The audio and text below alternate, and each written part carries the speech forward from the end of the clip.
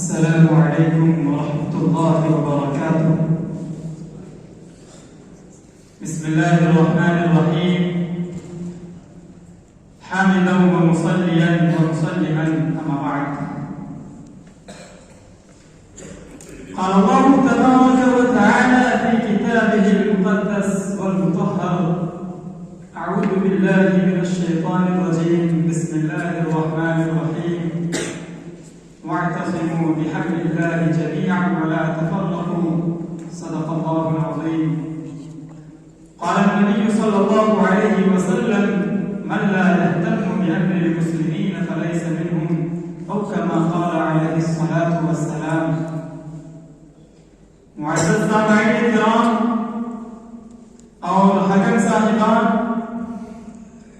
آج کی اس روحانی اور عرفانی بزم مسابقہ میں میری تقریر کا عنوان ہے: ایک ہو جائیں تو بن سکتے ہیں خورشید مبین۔ حضرات گرامی، اس دور پرفتن اور ناسازگار حالات میں عالم اسلام کے مسلمانوں کی حالت نہایت ہی افسوسناک اور الم انگیز ہوتی جا رہی ہے۔ ہر طرف سے اہل اسلام پر یلغار ہو رہی ہے، کہیں مسلمانوں کو ملک بدل کرنے کی پلاننگ ہو رہی ہے، تو کہیں ہماری اقدار و روایات اور تاریخی اثاثے کو مخدوش کرنے کی ناپاک کوششیں کی جا رہی ہیں۔ فرقہ پرست طاقتیں مسلمانوں کو غلامیوں محکومی کی ذلت آمیز آہنی زنجیروں میں جگڑنے کے لیے کوشاں ہیں، اور مسلمان زندگی کے ہر شعبے میں تنزل و انحطاط کا شکار ہیں۔ لیکن سوال یہ ہے کہ ایسا کیوں ہوا؟ مسلمانوں پر اتنے برے دن کیوں آئے اور چنگیزستان اسلام پر فضا کیوں کر آئی؟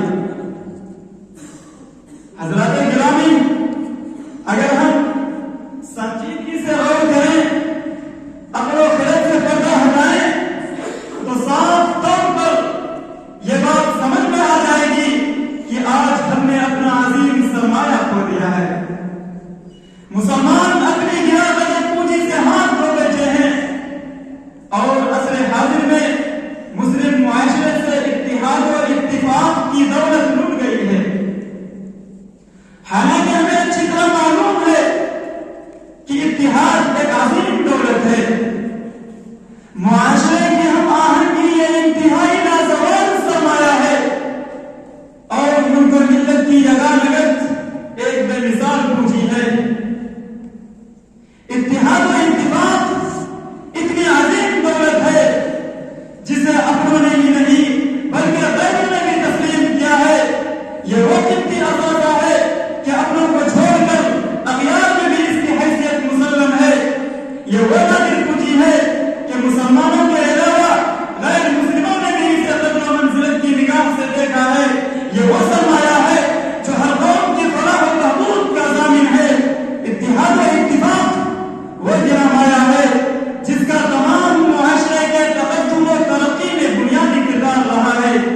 کسی شاعر نے کیا ہی خوب کہا ہے: تمہاری قوم کا ہر چہرہ جگمگائے گا، تمہاری قوم کا ہر چہرہ جگمگائے گا، کبھی تو دیس ہوئے ملت سوار کر دیکھو۔